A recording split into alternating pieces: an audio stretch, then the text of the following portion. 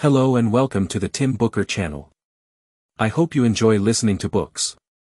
Today, we're delving into The State Nobility by Pierre Bourdieu, a renowned French sociologist. This book is a must-read in the field of sociology of education. Bourdieu employs specific cases from a particular time and place to illustrate the intricate social attributes of education. He emphasizes that education is a fundamental component of society, not solely for imparting knowledge but also for the distribution of social power through mechanisms such as teaching methods, learning approaches, and examination systems. These mechanisms serve to allocate social authority and facilitate societal reproduction, ensuring the perpetuation of society from one generation to the next. Although Bourdieu's analysis is confined to France in the 1960s and 1970s, his methodology has significantly inspired subsequent scholars studying the social significance of education. The State Nobility refers to the students in prestigious French universities and their preparatory classes, often dubbed as high achievers. To comprehend Bourdieu's analysis better, let's briefly outline France's educational system.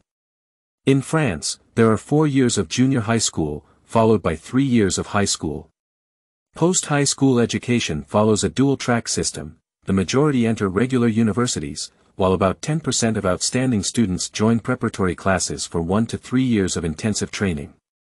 Subsequently, they undergo competitive exams, concours, to enter prestigious universities, grandes écoles, such as the renowned Parisian institutions like École Normale Supérieure, HEC Paris, École Polytechnique, and the National School of Administration. These institutions hold a higher status compared to regular universities. Graduates from these prestigious universities, referred to as the State Nobility by Bourdieu, also possess a noticeable advantage in the job market. This dual-track system, as described in The State Nobility, persisted from the 19th century until Bourdieu's era of study. Born in a remote French town in 1930, Bourdieu, whose father was a postal worker and mother did not work, underwent rigorous screening in the 1950s before eventually gaining admission to France's highest academic institution at that time, the École Normale Supérieure. The challenges of this process are subtly reflected in the nuances of The State Nobility. Despite achieving eminence later in life and attaining the position of a professor at the Collège de France, Bourdieu remained mindful of his journey. Finally, at the age of 59, he published this critique of the French higher education system, shifting his academic focus from social theory to specific power dynamics within French society. In the 502-page book, Bourdieu, alongside volunteer students from various universities, conducted interviews with teachers and students from prestigious institutions and preparatory classes. They analyzed their comments, assignments, backgrounds, and post-graduation paths, arriving at a conclusion. In France during the 1960s and 1970s, the primary social function of universities was not merely education but appeared to legitimize and perpetuate class reproduction. Perhaps this conclusion doesn't surprise you. There's a saying that, like father, like son, yet many still believe in education's transformative power over one's background and destiny. Throughout the extensive history of human education, examples can be found to support any viewpoint. What truly matters is how Bourdieu conducted his analysis and how he explains how French universities, possessing a dazzling aura yet publicly disdaining mundane origins, persistently perpetuated class reproduction in plain sight. Bourdieu contends that French universities perpetuate class reproduction by incessantly categorizing. His detailed analysis can be summarized into 3 main aspects. Firstly, the education system categorizes the upper and lower strata of society through symbolic violence. Secondly, within the higher education system, there's categorization based on cultural and economic capital. Finally, these categorizations are sustained and accepted for specific reasons. In the subsequent parts, I'll break down the book into 3 sections to expound upon these aspects. The first part of the author's focus is on the preparatory classes of prestigious universities and the final examination, known as the concours, upon completion of these classes. The concours involves both written and oral components, and due to the participation of top-tier students, the competition is intense. Passing the concours is akin to a carp leaping over the dragon gate. In France, universities have strict entry but lax exit policies. Once students enter university, their academic performance becomes less significant. During the preparation for this pivotal examination, the preparatory classes employ persuasive language to systematically categorize students from different backgrounds into distinct groups, making their future prospects clear and straightforward. The credibility of preparatory classes stems from their gatekeeping role for prestigious universities. In reality, there's considerable overlap between preparatory class teachers, concours examiners, and university professors. The teacher emphasizing crucial points today might very well become the interviewer tomorrow. Moreover, partly to maintain the academic sanctity and partly to acclimate students to future work rhythms, preparatory class curricula are exceptionally rigorous. Within 1 or 2 years, they cover almost the entirety of university courses, employing teaching methods even more tedious and exam-focused than universities themselves. Students are required to submit essays almost weekly, leading them to undergo a force-feeding education while attempting to craft seemingly profound insights in their papers. Doubts regarding their ability to enter university gradually increase. Although during interviews with Bourdieu, many teachers acknowledged the irrationality of preparatory class curricula, they continued to reassure students that university courses were much harder. This intentional or unintentional collective intimidation by teachers indeed garners students' respect. Many teachers who teach both in preparatory classes and universities express a preference for preparatory class students. These students respectfully address them as mentors, seek advice not only related to coursework but also regarding life planning. Meanwhile, university students frequently skip classes, sometimes becoming invisible shadows. Consequently, the concours grants teachers authority to pass judgment on students. Regrettably, this judgment heavily relies not on abilities but on social background. Bourdieu's extensive research on student records, especially the comments and academic advice given by teachers, revealed that students from upper-class backgrounds consistently received the highest praise, described as precocious, talented, creative, and occasionally hinted at as geniuses, suggesting that conventional evaluation systems couldn't measure their excellence. At times, these comments included descriptions of their appearance, portraying elegance, wise gazes, showcasing the teacher's bias. Middle-class children received accolades such as knowledgeable, hardworking, and intelligent, indicating their compliance with the evaluation system's requirements. However, the commendations for children from less privileged backgrounds were rather pitiful: inherently honest, good conduct, with room for improvement, inherently not very high praise. This categorization is reminiscent of Plato's classification of civic virtues in The Republic. The aristocrats possess golden virtues, wisdom, suitable for leadership roles; the soldiers possess silver virtues, bravery, for defending the state, while farmers and small producers possess only bronze virtues, hardworking, for all production labor. Similarly, in the evaluation system of prestigious university preparatory classes, early blooming children are informed that they will become leaders in various fields. The studious middle class will be cultivated into technicians, engineers, while children labeled as inherently honest will be made to adapt early on for becoming inconspicuous societal cogs through the arduous workload and strict discipline. This evaluation can hardly be deemed objective because all preparatory class students are already the cream of the country.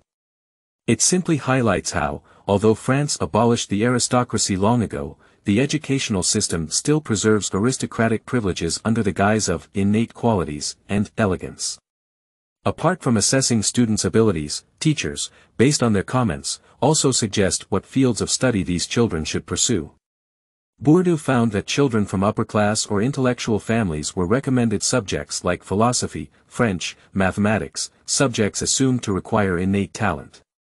Meanwhile, average children were advised to study history, linguistics, natural sciences, geography, subjects considered to require diligence. Here's the interesting part: innate talent is challenging to objectively measure, while diligence often implies objective right or wrong. Bourdieu discovered that subjects supposedly requiring talent typically had inflated evaluations during the concours. Discussions about literary interests or life philosophies during interviews led to passing grades. Conversely, subjects purportedly not requiring talent had stringent exams. Essentially, teachers, unknowingly driven by their biases, collectively favored students from good backgrounds. Seemingly dim-witted students were subjected to rigorous scrutiny, even deliberate obstacles.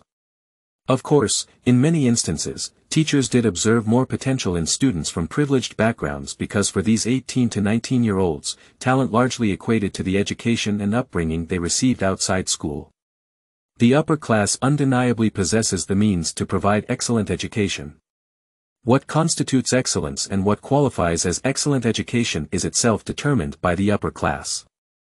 Particularly for children from intellectual families, they don't even need to pass through preparatory classes to enter the world of prestigious universities, they've been living in it since birth.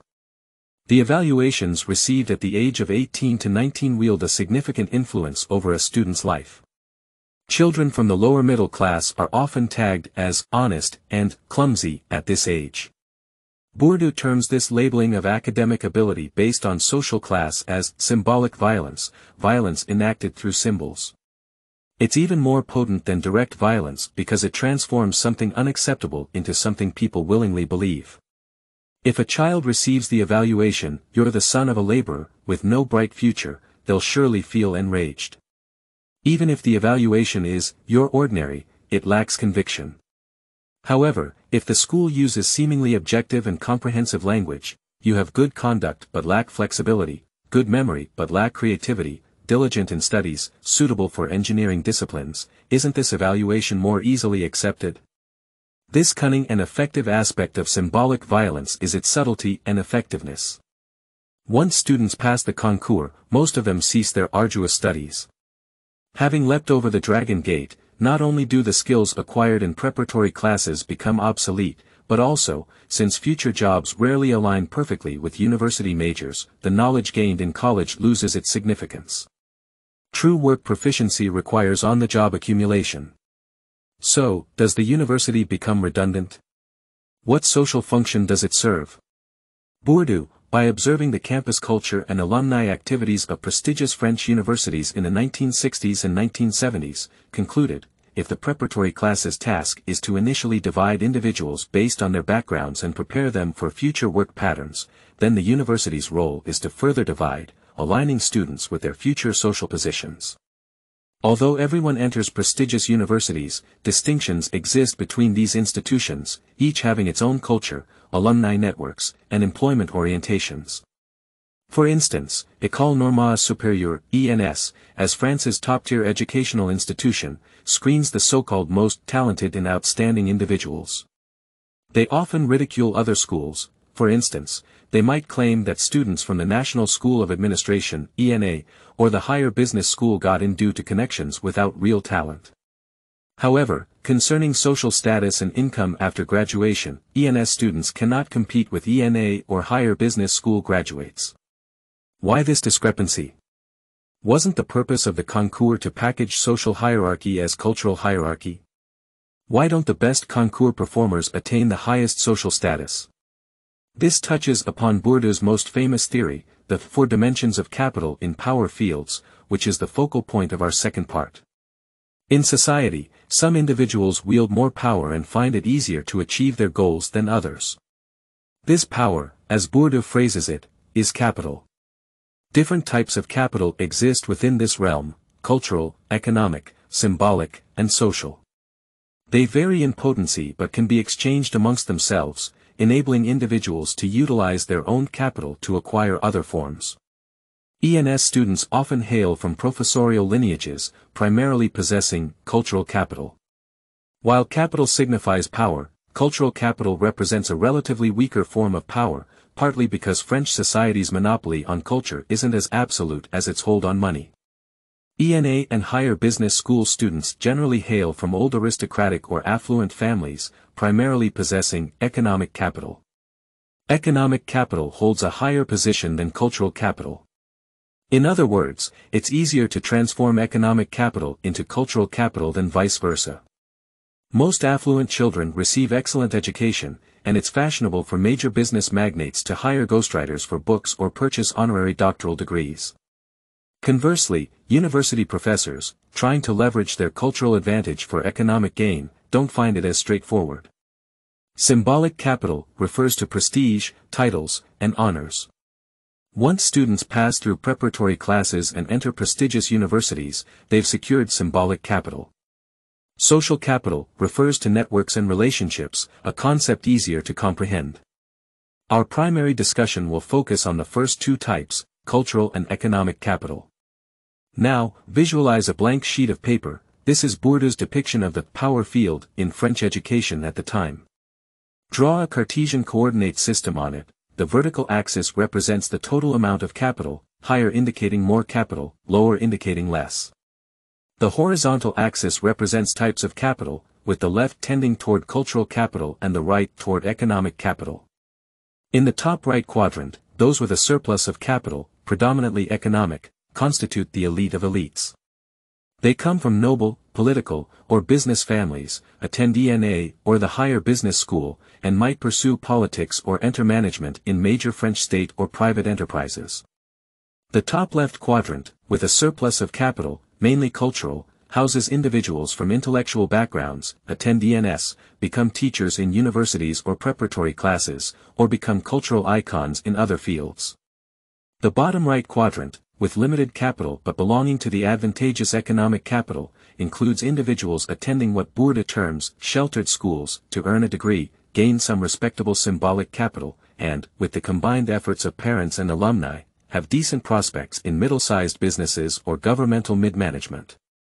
Finally, the bottom left quadrant, with limited capital but leaning toward cultural capital, comprises individuals from modest intellectual families, attending smaller teacher training colleges, continuing to become minor intellectuals. Evidently, those in the lower half of the axis aspire to move into the upper half, which the upper half is reluctant to accommodate. Simultaneously, the left and right halves of the axis hold mutual disdain, each wanting to increase their own power, diminish the others, or sometimes acquire the other's power. Individuals with cultural capital and those with economic capital begin segregating during university days, reading different books, engaging in different activities, and continually competing with each other. Although Bourdieu generally believed that cultural capital is less valuable than economic capital, he also acknowledged that under specific historical circumstances, cultural capital can be extremely potent. For instance, in the 1960s, due to various reasons, France led a global cultural wave, with intellectuals active in various societal domains. Philosophers like Sartre and Beauvoir became idols for the youth nationwide. Michel Foucault almost became an embassy advisor. During that era, university professors were the most enviable profession in French society. However, in the 1970s, as the cultural wave receded, economic capital regained prominence in France. In 1970, France established the National Committee of Prestigious Universities, jointly managed by the Pompidou government and major enterprises, attempting to bolster economically oriented universities to curb the cultural stronghold of ENS.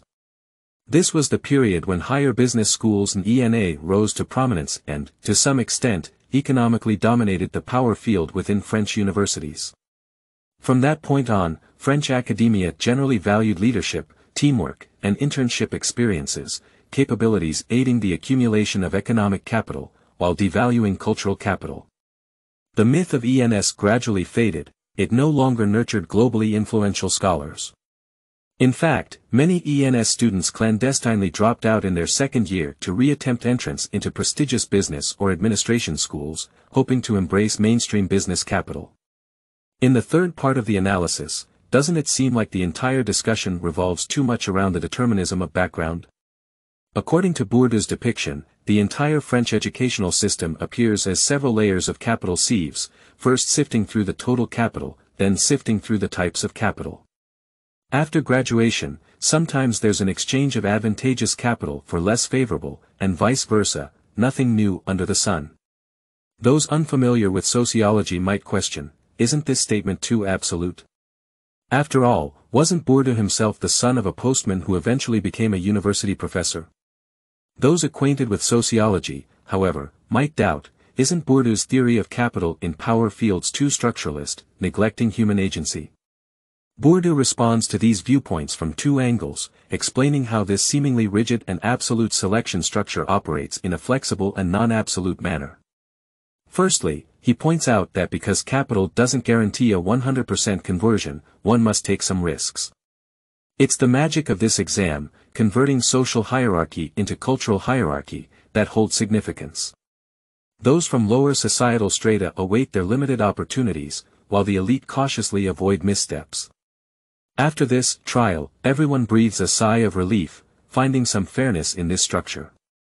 If exams were eliminated and positions allocated solely based on capital, protests would undoubtedly ensue. Essentially, in France, individuals like Bourdieu, who came from ordinary backgrounds, can become famous professors, seemingly challenging the structure but actually upholding it. Moreover, it's crucial to note that fairness at each stage diminishes in the next. Impoverished French youth who manage to enter prestigious universities often struggle to secure jobs as good as their peers. Even if they enter academia or major corporations, becoming distinguished professors or entering the core of a company is a challenging feat. However, as long as this structure has exceptions, the structure itself can be maintained. Secondly, Bourdieu emphasizes that structures aren't predetermined or superimposed over individuals. On the contrary, structures are the aggregate of thousands of actions performed by actors and the myriad effects produced by these actions, meaning structures are a somewhat stable collective force. Therefore, individuals within structures can entirely disavow the structure's values, possess their own motives, yet their actions, alongside those of others with various motivations, objectively contribute to the existence of the structure. For instance, some argue that Bourdieu portrays the teachers he encountered as favoring upper-class students excessively, which seems overly cynical. But Bourdieu doesn't perceive these teachers as deliberately biased. It's just that these students' parents also went through preparatory classes, possibly even with the examiners as fellow mentors. Examiners might not consciously favor those with similar backgrounds, but having received similar education and exposure, sharing similar perceptions of wisdom, sophistication, and humor, they might appreciate these children more. Bourdieu terms these tendencies as habitus. Parental habitus transmits to children, and examiners find it easier to appreciate these children largely because their habitus is similar, and their concept of excellence aligns. From the micro to the macro, Bourdieu believes it's the power of habitus that stabilizes societal power operations and engenders structures. Though intangible, the force of habitus is not to be underestimated. Cultural capital, what intellectuals deem refined, doesn't have inherent characteristics. If coincidentally, everyone perceives someone eccentric and outspoken as more cultured and sophisticated, it becomes a fact. Economic capital also frequently infiltrates cultural capital through habitus. For instance, within the circles of prestigious French universities as depicted by Bourdieu, alumni entrepreneurs relentlessly define good universities by what they value: leadership, employment statistics, income, even by flashy golf courses and equestrian competitions. These traits gradually become the defining features of good universities, or rather, schools possessing these traits transform and become good schools. You could argue it's an illusion or deception, but as long as enough people believe it, it becomes a societal fact. In essence, there's no unshakable structure, no predetermined function. The most steadfast structure, the most established function, all are defined by people. Individual actions accumulate into collective habitus, which, in turn, influences individual actions. Unconsciously, new social structures emerge. Alright, I've pretty much covered the essence of the state nobility for you. Bourdieu starts with the phenomenon of French education, essentially providing a method of analyzing society that integrates macro and micro aspects. According to Bourdieu, the primary function of higher education in France during the 20th century, particularly in the 60s and 70s, wasn't about teaching knowledge but rather about transforming societal classes into academic tiers, then into social classes, ultimately achieving the reproduction of social hierarchy through continuous differentiation. In this process, the habits of teachers, students, and the families behind the students gradually come into play. Everyone participates in this differentiation process, granting legitimacy to the final outcome. That wraps up the entire audiobook for this session. Congratulations on finishing another book. Thank you all for your support and attention. Please subscribe to the Tim Booker channel, like, and share this valuable knowledge with friends. Let's combine wisdom with practice, achieve our financial goals, and create a better future together. Thank you all, goodbye.